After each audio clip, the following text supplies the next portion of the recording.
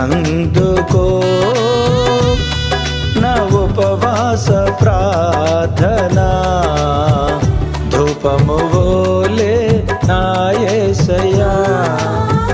అన్నపానములు విడచి నీ సన్నిధిలో, అన్నపానములు విడచి నీ సన్నిధిలో చేసేదనీతో సహవాసమే, చేసేదనీతో సహవాసమే.